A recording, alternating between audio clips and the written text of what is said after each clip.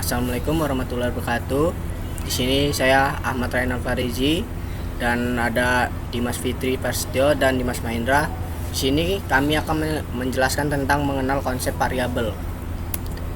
Mengenal konsep variabel. Variabel adalah setiap karakteristik, jumlah, atau kuantitas yang dapat diukur atau dihitung. Variabel juga disebut item data, usia, jenis kelamin, pendapatan, dan pengeluaran bisnis, negara kelahiran, belanja modal, nilai kelas, warna mata, dan jenis kendaraan adalah contoh variabel. Disebut variabel karena nilainya dapat bervariasi antara unit data dalam suatu populasi dan dapat berubah nilainya dari waktu ke waktu. Pengertian variabel penelitian menurut ahli atau pakar. Menurut Suharsimi Arikunto, pengertian variabel penelitian adalah objek penelitian atau apa yang menjadi perhatian suatu titik perhatian suatu penelitian. Menurut Sugiono, pengertian variabel adalah segala sesuatu yang berbentuk apa saja yang ditetapkan oleh peneliti untuk dipelajari sehingga diperoleh informasi tentang hal tersebut, kemudian ditarik kesimpulannya. Menurut Kerlinger, pengertian variabel adalah konstruk atau sifat yang akan dipelajari yang mempunyai nilai yang bervariasi. Variabel adalah simbol atau lambang yang padanya kita letakkan sembarangan nilai atau bilangan. Klarifikasi variabel penelitian. Variabel dapat diklarifikasikan berdasarkan antara lain 1.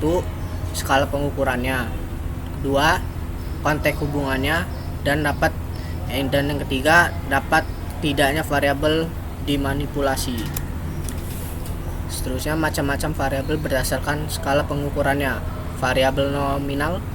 Variabel nominal adalah variabel dengan skala paling sederhana karena fungsinya hanya untuk membedakan atau memberi label suatu subjek atau kategori.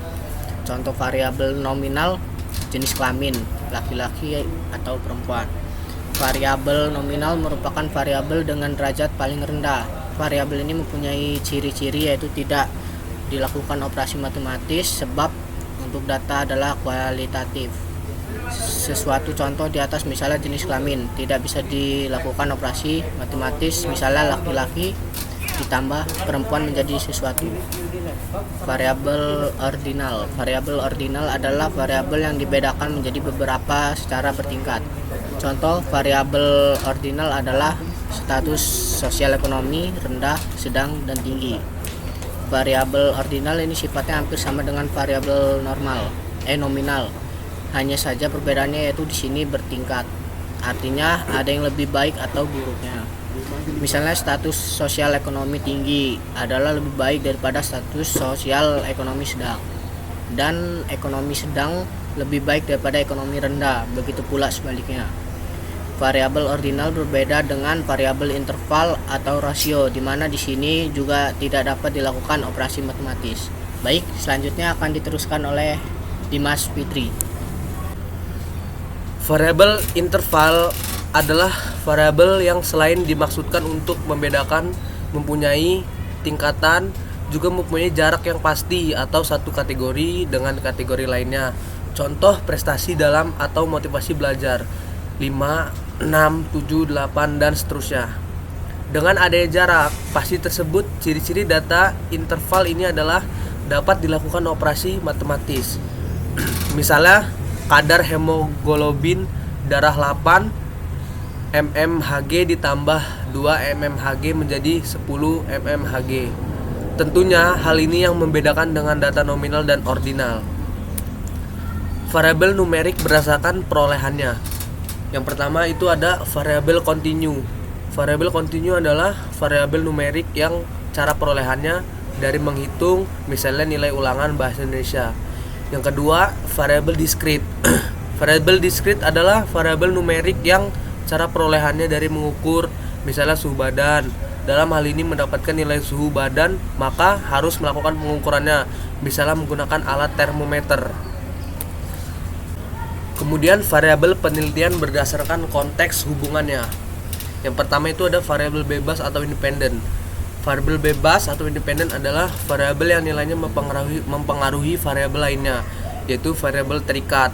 Contoh variabel bebas adalah misalnya dalam penelitian yang berjudul pengaruh motivasi belajar terhadap prestasi siswa.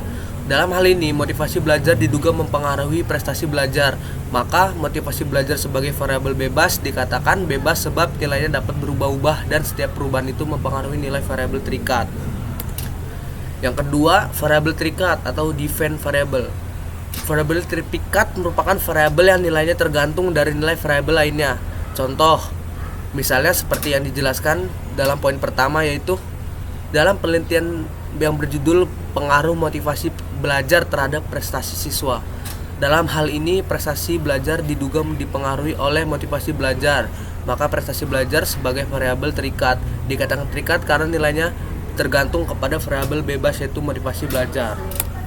Yang ketiga yaitu variabel moderator atau variabel intervening.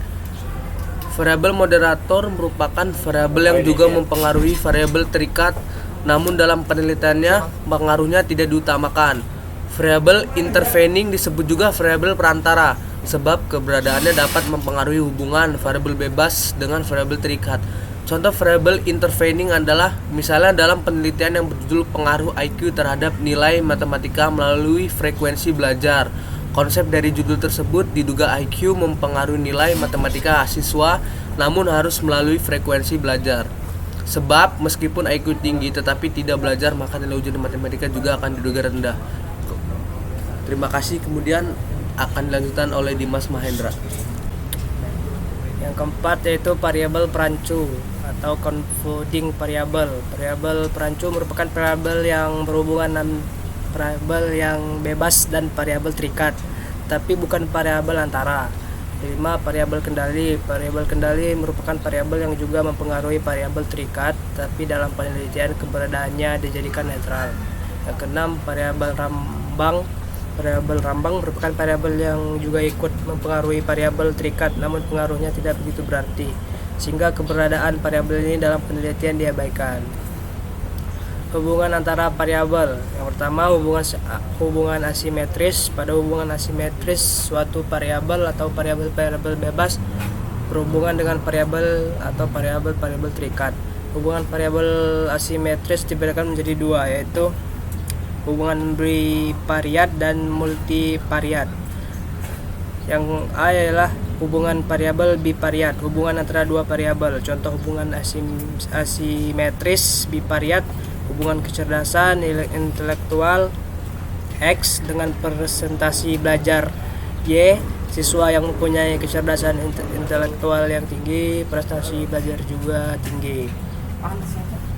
Yang B, hubungan multivariat, hubungan antara tiga variabel atau lebih. Contoh hubungan variabel asimetris multivariat, hubungan kecerdasan intelektual X1, kecerdasan emosional X2, dan motivasi belajar X3 dengan prestasi belajar Y. Hubungan variabel simetris. Hubungan variabel secara simetris artinya ada hubungan antara dua variabel, tetapi variabel yang satu tidak disebabkan atau dipengaruhi oleh variabel lainnya. Contoh hubungan variabel secara simetris, variabel tinggi badan Y1 dan variabel berat badan Y2 merupakan variabel terikat yang dipengaruhi oleh variabel pertumbuhan X. Kedua variabel terikat berhubungan, tetapi variabel yang satu tidak dipengaruhi variabel lainnya. Secara visual, hubungan tersebut dapat digambarkan sebagai berikut. Hubungan variabel timbal balik. Hubungan variabel dikatakan bersifat timbal balik jika variabel yang satu mempengaruhi variabel lainnya dan sebaliknya. Contoh hubungan variabel secara timbal balik, variabel rasa percaya diri X mempunyai prestasi belajar Y dan sebaliknya. Prestasi belajar juga mempengaruhi rasa percaya diri. Hubungan semacam ini dapat digambarkan secara berikut. Oke. Sekian dari kelompok 5. Saya akhiri. Wassalamualaikum warahmatullahi wabarakatuh.